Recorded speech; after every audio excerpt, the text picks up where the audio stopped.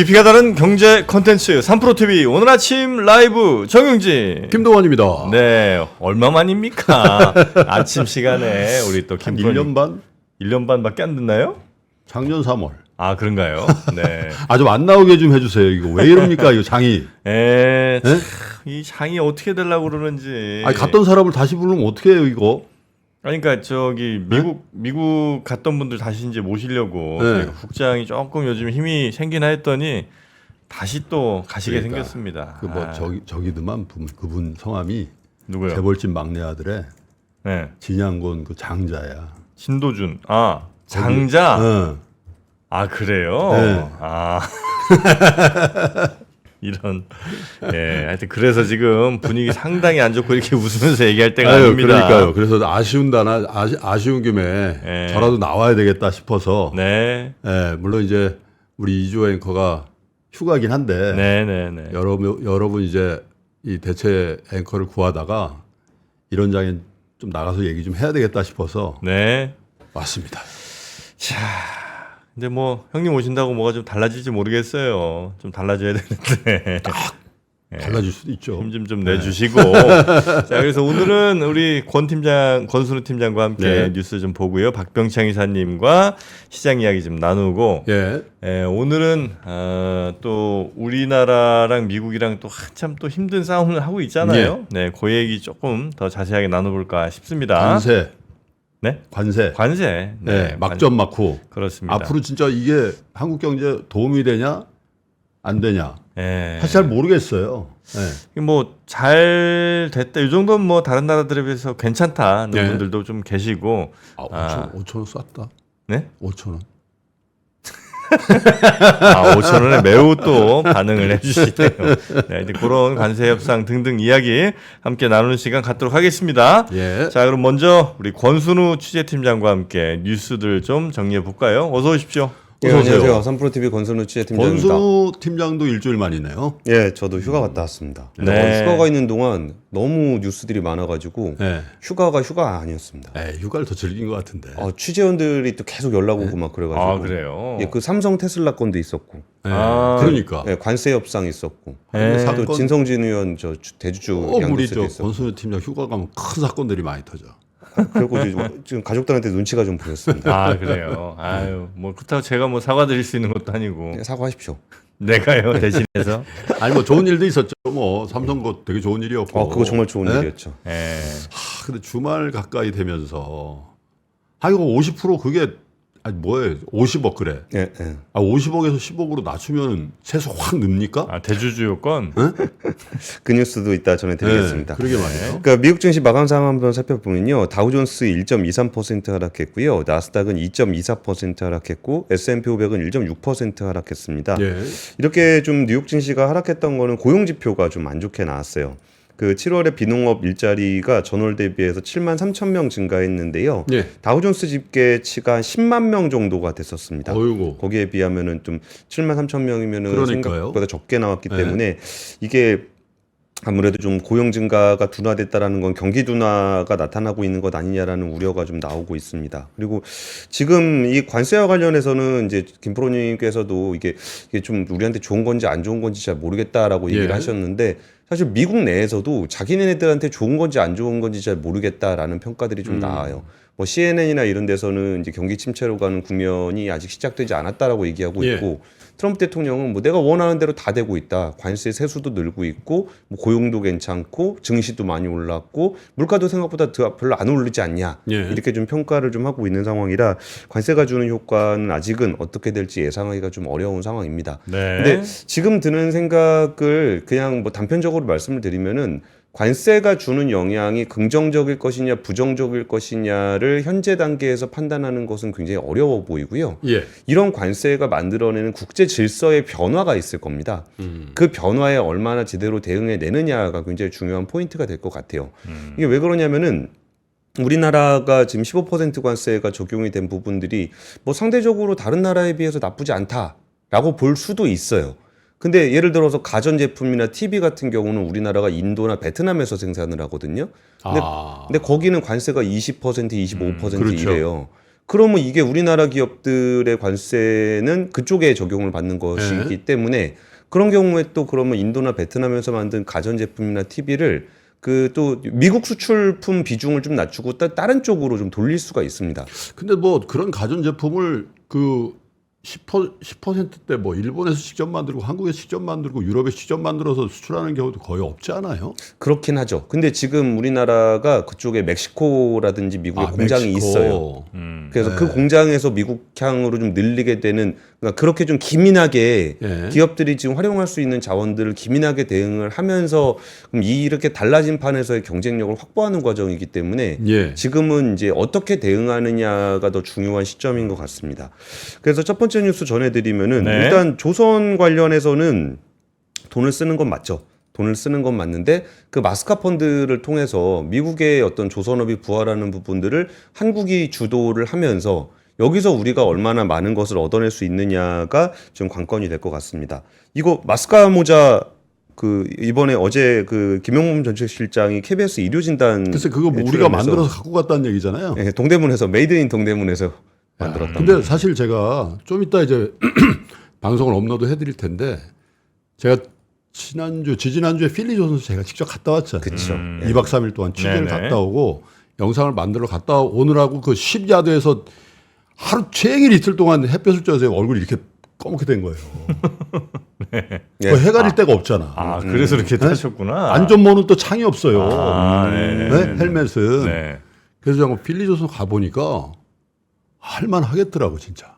이거 내가 천천히 말씀드릴게요. 알겠습니다. 그러니까 이번에 그 1,500달러 규모의 조선 전용 펀드의 구체적인 이행 방안을 논의하기 위해서 지금 TF가 만들어졌습니다.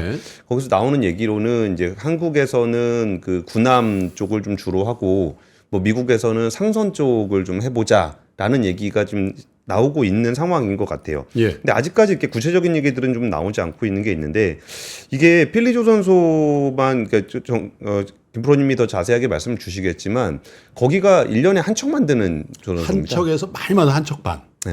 그 도크 2개짜리 조선소입니다. 근데 도크가 2개짜리라고 하지만 그 운용하는 게 2개라는 거고 그쪽에 한 8개인가 10개인가 이렇게 있어요. 근데 거기를 이제 안 쓰고 있는 도크들이 좀 있는데 이게 거기서의 생산 비용이 한국에서 5배에서 6배 정도가 들어갑니다. 그러니까 배를 만들면은 다 적자가 나기 때문에 그 관급 공사 말고는 거의 없어요. 근데 그런 데서 어떻게든 만들어서 하려 그러면 일단 양적으로 좀 늘어야 됩니다. 10배 늘린대요. 예. 조선소장을 제가 인터뷰했는데 예. 같은 도크인데 10배를 늘린다는 거예요. 10척 만든대. 그러니까 현재 도크 있는 상태에서 그렇게 해서 양적으로 좀 늘려야 개별 단가를 좀 낮출 수가 있거든요. 그래서 이제 같은 설계를 가지고 동일하게 만들게 되면은 숙련도도 많이 높아지게 되고 비용이 좀 낮아지게 되는 측면이 있는데 이럼에도 불구하고 원가 맞추기가 쉽지 않은 상황이에요. 저도 그 HD 현대중공업은 왜 이렇게 미국 진출에 소극적인가에 대해서도 좀 취재를 해봤는데 비용을 그렇게 많이 드는 거를 지금 하나는 어떻게 감당하려고 그러는지를 잘 모르겠다 이런 식의 얘기가 좀 나와요. 그럼 결국은 뭐냐면은 미국의 조선업을 어떻게든 좀 그 군사 안보적인 차원에서라도 살려야 된다라는 의지가 있다면 한국 정부와 미국 정부가 거기에 대한 적극적인 지원을 해야 되는 거예요. 그러니까 일반적으로 그냥 자연스러운 상황에서 미국의 조선업이 부활할 가능성은 없습니다. 근데 얘를 부활시켜야 되겠다라는 의지가 있다 그러면 미국 정부와 한국 정부가 여기를 지원을 해야 되는 거고 이 지원을 받은 것에 그 우리나라 조선업의 놀라운 생산성이 더해져야 달성 가능성이 조금이라도 생기는 굉장히 어려운 프로젝트입니다. 그렇죠. 그러다 보니까 이 프로젝트에 이제 하나는 적극적으로 뛰어들었던 거고 HD 현대중공업 같은 경우는 그래도 조금 더 지켜보고 가자라는 포지션을 가지고 있었던 겁니다. 그리고 이제 어쪽에서 미국에서 물량이 많이 나오게 되면 이것도 TF에서 좀 나오고 있는 얘기인데요. 지금 우리나라 조선소의 물량이 꽉 차 있습니다. 다 번호표 뽑고 기다리고 있어요. 한 4년치 정도 쌓여 있죠. 그러면 대충 지금 번호표 뽑으면 2030년은 돼야 받을 수 있거든요. 그러니까 지금 이렇게 물량이 늘어나면 어떻게 될까라고 했을 때 우리나라가 조선업 구조조정 과정에서 남해안 쪽에 놀고 있는 조선사들이 좀 중소형 조선사들이 많이 문을 닫았습니다. 근데 그렇다고 해서 그 지역에 뭐 새로 뭔가 제조업이 들어앉은 건 아니기 때문에 적당한 사이즈의 조선소들이 좀 있어요. 뭐 지금 대표적으로 나오는 얘기로는 옛날 그 STX 조선 지금 K조선이죠. 예. 여기에 도크라든지 그런 거를 활용하는 방안들에 대한 이야기가 좀 나오고 그게 있습니다. 지금 SK 오션 플랜트라는 회사가 그 야드를 갖고 있을 거예요 아마. 예, 예. 예. 역시 김프로님 조선업 공부 정말 요새 많이 하신 것 같네요. 그래서 그런 조선사들을 그러면은 이제 우리나라 조선 3사가 공동으로 인수를 해서 MRO 전문으로 하는 바꿔서 하는 건 어떻게 했느냐라는 얘기가 나오는 건데 예. 이 얘기가 뭐냐면은 어쨌든 우리도 돈을 쓸 수밖에 없는 상황이 됐어요. 미국과의 협상 그렇죠. 때문에. 그럼 그 돈을 우리나라 조선소가 유리하게끔 쓰는 것이 중요합니다. 그러니까 돈을 그냥 미국에다 갖다 주는 게 아니고 예를 들어서 우리가 조선업을 하게 되면 알지라 그래가지고 그 개런티를 해야 됩니다. 그렇죠. 그럼 보증 같은 거 해야 되는 게 있거든요. 그러면 우리가 만들 때 우리 보증을 세우면서 생색은 생색대로 내고 물건은 물건대로 팔고 예. 그리고 또 미국의 조선소가 좀 딸리다. 그러면 우리나라에서 블록을 만들어가지고 미국에다 갖다 팔면서 여기에다 보증이라든지 이런 걸 지원하는 그런 방식으로 우리나라 조선업의 어떤 볼륨을 키울 수 있는 방식으로 설계를 해야 된다라는 거죠. 그래서 지금 아까 말씀드렸던 것처럼 그러니까 지금 협상이 뭐 우리나라에 도움이 되냐 안 되냐를 협상만 가지고 얘기할 수는 없습니다. 예. 그래서 이 후속 조치들을 얼마나 좀 체계적으로 준비하느냐가 있는데 아마도 제일 중요한 부분들은 이 조선이 아닐까 싶고요. 이 조선업은 안 그래도 지금 중국과의 경쟁 때문에 상당히 어려운 상황에 처져 있다가 국제 질서가 아예 변화하고 있는 상황이기 때문에 여기서 오히려 모멘텀을 받을 수 있는 대표적인 산업이 조선입니다. 근데 조선이 사실 군수 산업이잖아요. 군수 실제로. 예, 그런데 그렇죠. 왜냐하면 전시가 되면 민간 배들도 다 동원령에 그 해당이 되거든요. 네. 맞아요. 근데 미국이 지금 배를 못 만드니까 사실 미군 육군, 해군, 공군이 있는데 사실 미국의 전투력의 핵심은 해군이거든요. 해군 그쵸. 전력, 네. 항모를 비롯한. 네네. 근데 그 해군 전력의 핵심인 배를 건조를 못하니까 이게 트럼프나 이 애국 세력들 입장에서는 야, 중국은 저러고 맨날 배를 만들어 가지고 민간 배들도 다 동원할 수 있고 예. 결국 이제 해양 패권을 뺏기게 됐다라는 그 아주 절박함이 있단 말이죠. 위기의식 같은 게 있고. 아니, 당연하죠. 네. 그래서 이제 파트너를 보니까 딱 하나밖에 없어요. 한국. 일본이 있는데 일본은 좀 짜치고 작죠. 사실. 예. 그죠? 그래서 이제 이번에 관세 협상에 이 조선업 카드를 쓴 거는 사실 패를 보여준 거예요. 트럼프가 취임하자마자 우리 전 대통령하고 통화할 때 한국 조선업 땡큐 뭐 그런 얘기 한 거 아니에요? 예, 예. 그때부터 조선업이 많이 올랐기도 하고 그래서 어쨌든 우리가 굉장히 좋은 카드를 하나 갖고 있었다라는 거는 타국의 협상에 비해서는 좀 유리하게 돌아간 측면이 있을 거다 이렇게 추론을 할 수 있겠죠. 예, 굉장히 유리한 게 좀 그쪽에서도 필요한 거니까요. 그리고 사실 그게 미국은 그 중국의 그 조선 그 배뿐만 아니라 뭐 해상 크레인부터 해가지고 뭐 되게 골치 아픈 일들이 많았습니다. 뭐 예를 들면 저런 거 있었어요. 해상 크레인을 그러니까 이게 해상 크레인이 있으면 그거를 이제 중국에다 주문을 했거든요. 네. 근데 거기 주문을 했는데 주문서를 넣지도 않은 막 모뎀 같은 게 막 달려 있는 거예요. 그러니까 모뎀 뭐야? 그랬더니 저 우스갯소리로 서비스입니다. 뭐 주문하지 않으셨는데 서비스로 드렸습니다. 그러니까 농담 삼아서 말씀드렸던 건데 그런 모뎀들이 전시 상황이 되면은 어떤 통신을 중국으로 보낼지 모르는 거예요. 그렇죠. 그럼 거기서 어떤 물동량들이 움직이는지 모르는 상황에 그 미국이 처해 있다 보니까 예. 굉장히 좀 불안감을 느끼고 있는 상황이고 그러면 신뢰할 수 있는 파트너 중에서도 조선업을 제대로 할 수 있는 나라는 누가 보더라도 한국밖에 없거든요. 동맹이고요. 네, 그래서 그런 측면에서 좀 계획을 잘 짜서 네. 동맹으로서의 어떤 그 의리도 잘 지켜주면서 좀 실익도 좀 챙길 수 있도록 짜야 될 것 의리는 같습니다. 하나그룹 사원인데 그렇네요. 의리와 신용인데 원래 의리밖에 없었어. 근데 너무 의리만 하니까 좀 그렇다고 신용을 붙인 거거든. 저 출장 좀 자주 좀 보내드려야 되겠어. 확실히 한번 갔다 오시니까 할 얘기가 많네. 이게 다음에 반도체 한번 다녀오세요, 저기. 보내만 주세요.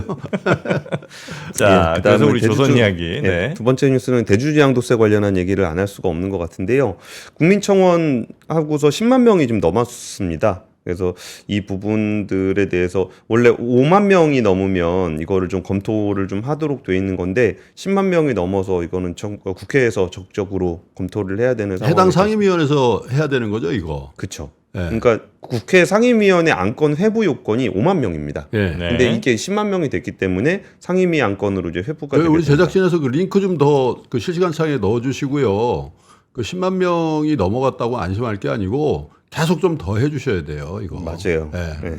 근데 이 부분이 좀, 그러니까 저도 휴가지에서 이거 봤잖아요. 예. 근데 진짜 답답한 게 아니 이거 예전에 대주주 10억 원으로 그 내리는 정책 안 해본 게 아니잖아요.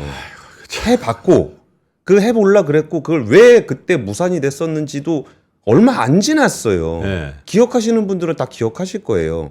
이게 대주주, 그러니까 돈 많이 버는 사람한테 세금 내라 그러는 것도 뭐 그래 그렇다 치자.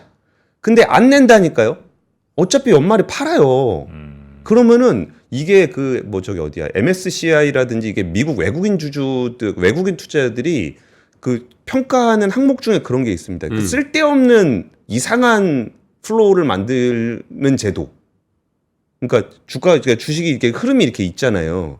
근데 제도 때문에 이상한 흐름이 나타나는 부분들에 대해서 그래서 되게 그런 얘기 싫어요. 한다고. 한국 코스닥은 10개월만 투자한다는 얘기를 하잖아요.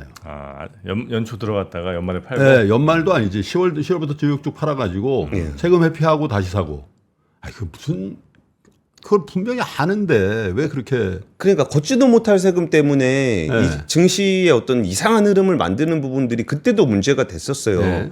그래가지고 그게 이제 철회가 됐었던 건데 일단은 저게 있습니다. 세금은 이런저런 명분으로 만들어지는데 원래 정치적인 겁니다. 세금은. 그래서 자본시장 활성화라는 정책적인 목적이 있을 때는 다소 특혜로 보일지언정 특혜로 보여야 그 정책적 효과가 달성이 돼요. 그렇죠. 이게 특혜인지 아닌지 뭐 혜택을 주는 건지 안 주는 건지 그럴 때는 정책 효과가 잘 나타나지 않아요. 그럼 정책 효과가 나타난다라는 거는 그 반대편에선 그거에 반대하는 사람들도 있을 수 있습니다.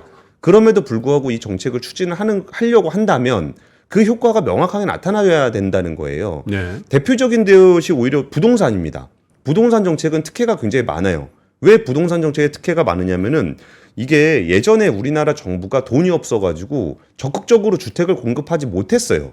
그러다 보니까 민간을 지원함으로써 민간에서 좀 더 많은 주택을 살 수 있게 만들고 예. 살 수 있게 만들면서 민간 주택 건설을 할 수 있게 만들어주고 그러면서 안정적으로 주택을 공급하려는 목적을 가지고 정책금융이라든지 양도세라든지 세제라든지 그런 거를 부동산에다 많이 줬어요. 예. 그러다 보니까 우리나라는 민간 주택 비중이 굉장히 높게 나타난 겁니다. 뉴스 자막 좀 바꿔주시고. 예. 네. 근데 이 부분에서 네. 그러면 우리나라가 자본시장 활성화라는 정책적 목적이 있는데 거기서 야 그러면은 부자들 세금 더 내야 되는 거 아니야? 이 얘기를 하는 게 정책 목적에 부합하지 않는다라는 말씀을 좀 드리는 거고요. 그래요. 이 부분들에 대해서는 그러니까 자본시장에도 부동산에서 쏠린 자산 구조를 변화를 시키고자 한다면서요. 그리고 자본시장을 통한 자금 조달과 혁신경제 활성화를 하고 싶다 그랬잖아요. 그렇죠. 그러면 거기에 맞는 정책을 국민들한테 보여주고 보여주기 전에 국민들이 거기에 대한 기대를 가지고 일정 부분 신뢰를 가지고 움직이고 있었습니다. 그러니까 정책에 신뢰를 주는 거는 정책 발표된 이후에도 어렵거든요. 근데 정책이 발표되기 전에 이미 정책을 신뢰하고 시장이 움직이고 있었는데 거기다가 굳이 이미 왜 실패했는지가 뻔히 나왔던 정책을 도입했던 부분들이 좀 굉장히 좀 유감스럽다고 좀 얘기할 수 있을 것 그러니까 같고요. 그 정책, 자본시장 활성화라는 정책에 대한 정부 여당의 진정성에 대해서 의구심을 갖게 하는 발언이었고 예. 실제로 큰 목표, 조세정의의 실현이라는 큰 목표에 그걸 누가 반대하겠어요. 근데 그게 별로 실효성도 없을 뿐더러 권 기자 참 잘 말씀하셨는데 정책의 우선순위가 있잖아요. 시기별로. 지금은 특혜도 아니에요. 1,500만 명 그 주식 투자 인구인데 1,500만 주식 투자 부양가족하면 전 국민입니다. 예. 이 사람들이 원하는데 무슨 특혜예요. 특혜는 소수한테 특혜 주는. 근데 그게 뭐 거액 자산가들 특혜 주자는 얘기가 아니라 자본시장 활성화가 돼야 1,500만 투자자들이 다 좋고 전 국민이 좋은 거니까 예. 그잖아요. 아쉬워요. 그게 너무 아쉬워. 기본적으로는 하여튼 주식 투자를 뭐로 보느냐의 차이가 좀 있는 것 같더라고요. 이걸 이제 좀 불로소득 내지는 투기 요런 걸로 이제 보느냐, 아니면 이제 어떤 뭐 투자의 한 방향 혹은 뭐 자산 시장의 뭐 큰 뭐 그 선택지 중에 하나 이렇게 이제 보느냐에 따라서 그 당 정치권에서도 좀 다르게 보는 것 같아요. 그러니까 그게 좀 이 부분에 대해서는 제가 좀 세게 말씀드리고 싶은 부분은 뭐냐면은 정프로님 말씀하신 그 얘기요. 제발 좀 공부 좀 하셨으면 좋겠어요. 정프로님께도 말씀드리는 거 아닙니다. 네. 그 얘기가 수십 년 전부터 계속 똑같은 얘기만 계속 반복하고 있는 거예요. 그 과정에서도 제도가 굉장히 많이 변하고 있었거든요. 그 부분에 대한 고민들이 다 있었던 거고, 예를 들어 대주주 양도세 제도는 그 자체가 좀 이상한 제도예요. 예전에 세수가 좀 포착이 잘 안 되던 시기에 주식을 잘 안 팔던 대주주, 실질적인 경영권을 행사하던 대주주를 대상으로 했던 제도인데, 여기에 대한 세수를 늘리겠다고 이걸 조금씩 야금씩 올렸어요. 근데 이 제도는 원래 전공법으로 하려고 그랬으면은 주식 투자에 대한 양도소득세를 만드는 제도가 됐어야 되는 거지. 그게 금투세잖아요. 예, 그게 금투세입니다. 대주주의 범위를 확대시켜서 대주주가 아닌 사람을 대주주로 만드는 제도는 굉장히 정치적으로 비겁한 제도예요. 그래서 그 부분들에 대해서 좀 제대로 그럼 전공법으로 가자라고 했었던 게 금투세입니다. 그러면은 이번에 그 문제가 있다 그러면 차라리 금투세가 예전에 미비했던 부분들 때문에 폐지가 된 거라 그러면 그 부분을 보완해서 정통으로 승부를 보든가. 그게 아니라 예전에 그 꼼수로 늘려왔던 그 정책을 또 들고 나와가지고 조세 정의를 얘기하고 있는 거예요.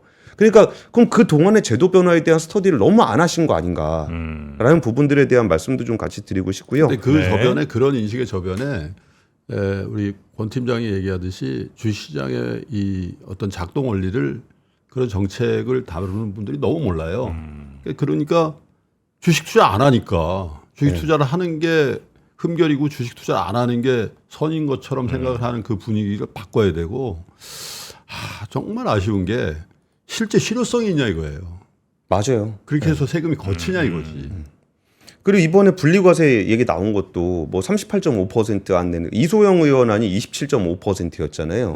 근데 거기서 최고세율 38.5% 안 이렇게 하고 되게 복잡하게 만들어놨어요.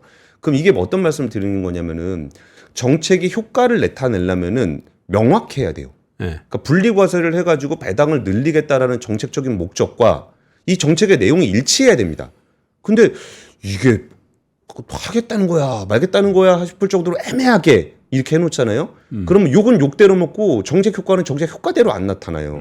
그러니까 부자 감세라고 욕은 욕대로 먹으면서 배당은 실질적으로 안 늘어나는 상황은 정말 나쁜 상황인 거잖아요. 차라리 그럼 한쪽에서라도 뭐 좀 지지를 받는 정책을 해야 되는 건데 이런 부분들이 좀 아쉬움이 좀 많습니다. 근데 시간이 많이 근데 지나가지고 끝난 게 아니에요. 저희 정부안이 이제 시작입니다. 정부안이 제출이 된 거고 네. 주로 여당하고 그 여당의 해당 상임위하고 또 그 여당에 지금 코스피 5천 위원회라는 게 있잖아요. 예.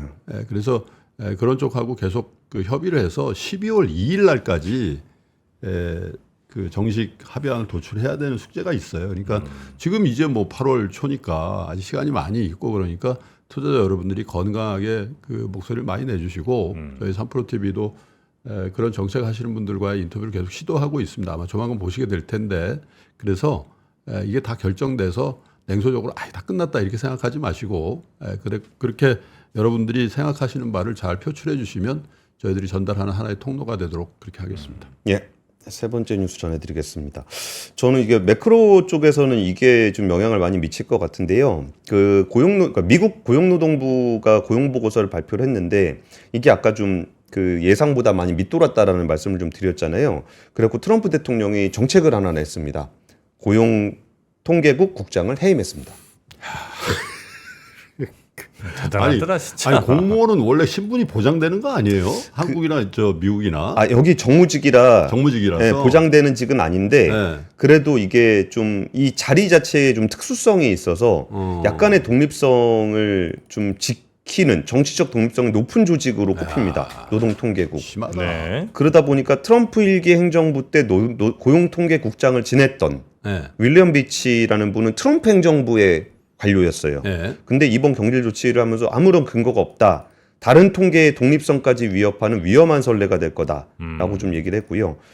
뭐 민주당에서는 당연히 이거 권위주의 소련 시대나 할 짓을 했다라는 비판을 했었고 공화당에서는 또 뭐라 그랬냐면은 좀 철 좀 들어야 될 것 같다. 누구한테? 트럼프 대통령한테. 공화당에서도. 예. 네. 그래서 이게 지금 고용통계가 나온 그러니까 이게 되게 복합적인 문제입니다. 그러니까 고용통계가 이게 있었고 그리고 아드리아나 쿠글러 연준 이사가 이번에 물러나기로 했습니다. 6개월 정도 임기가 남아 있거든요. 근데 이 분이 대표적인 매파예요. 근데 왜 빨리 물러나요? 그거에 대해서 지금 얘기를 안 하고 있어요. 짜증난다 그러고 그냥 집에 갈래 이거예요? 그러니까 조금 더 품격 있게 얘기를 하긴 했습니다. 뭐 좋은 상황에서 중요한 시기에 봉사할 수 있게 되어 영광이었습니다. 뭐 이런 정도의 그러니까 뉘앙스도 안 풍기고 갔어요. 근데 그 자리를 누가 채우게 될지는 너무 불보듯 뻔하게 비둘기파가 되게 될 건데. 금리 인하론자. 예, 인하론자. 그러면은 이제 3명이 트럼프 대통령이 임명한 사람이 됩니다. 그럼 총 7명 중에 트럼프가 임명한 사람이 미셸 보먼 연준 부의장, 크리스토퍼 윌러 이사, 그리고 한 명 더 후임이 들어오게 되면 3명이 되는 거고, 그리고 이제 제롬 파월 의장이 있고, 그래서 지금 어떤 상황이 됐든 이번에 고용 지표가 안 좋게 나왔기 때문에 9월에 기준금리 인하 가능성이 지금 급격하게 높아지고 있습니다. 그래서 이 부분이 뭐 환율이라든지 이런 채권금리 시장에 영향을 많이 미칠 것으로 보입니다. 근데 네. 제가 이제 가끔 출장으로 미국을 가잖아요. 최근에 미국에서 느낀 거는 물론 이제 뭐 트럼프를 지지하고 안 지지하고 그걸 떠나서 네. 전보다는 좀 심각하다. 심각하다는 게 트럼프에 대한 사람들의 왜냐하면 여론이 여러분 잘 보세요. 미국의 보수파 이 공화당 주류라든지 보수파들 마가 세력 이런 데서 네. 트럼프에 대해서 모든 걸 다 용서해도 음. 한 가지 용서가 안 되는 이슈가 하나 있어요. 뭐예요? 아동성애. 아, 앱스타인? 앱스틴이라는 그 주제가 네. 우리는 그냥 가십처럼 보이죠. 근데 미국의 이 보수파들한테는 그거는 넘어가면 안 되는 선이에요.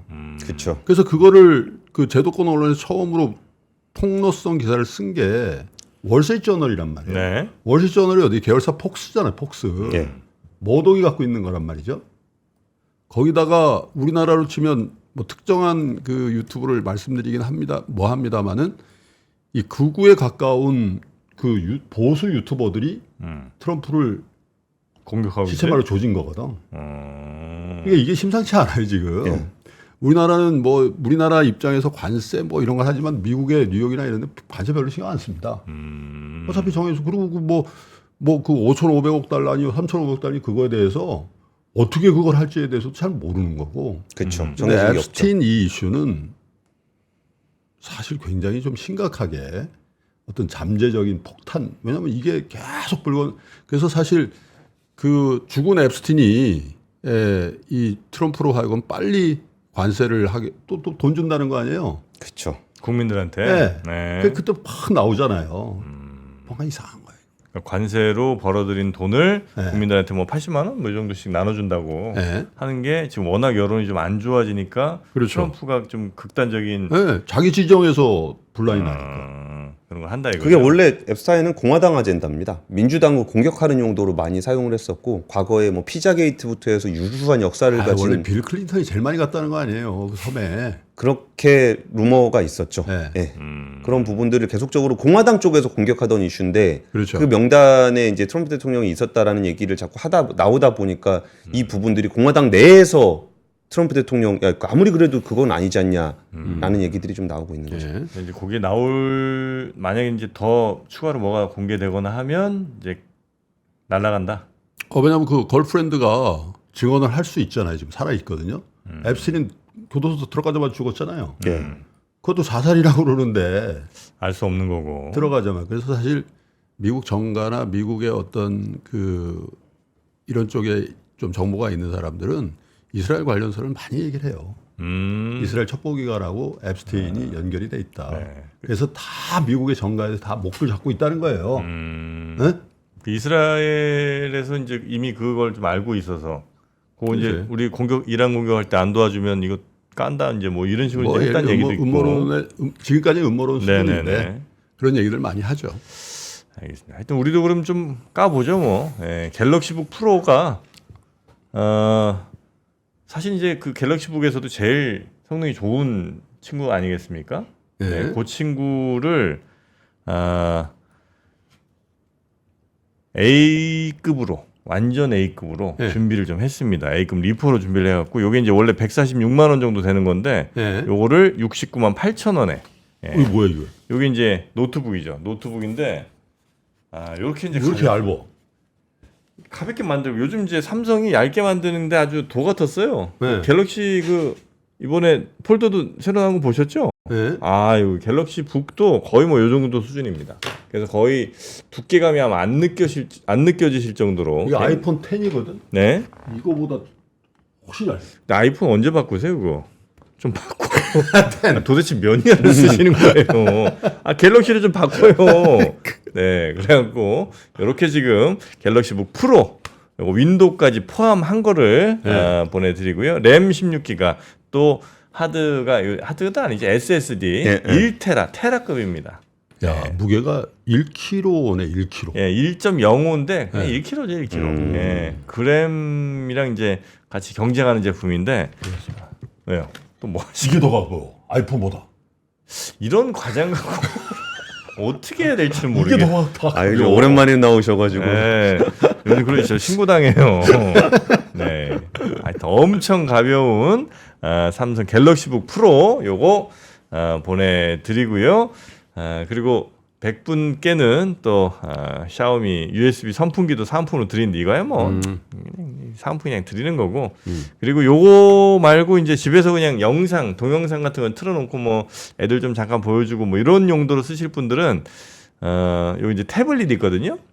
네, 태블릿이 아이고야 요런 거는 이제 그냥 간단하게 집에서 애들 뭐 게임 좀 시켜주고 하는 거 그런 용도로 많이 쓰시는데 요걸 이제 99,000원. 와, 예, 10만 원도 안 하네요. 10만 원도 안 하는 겁니다.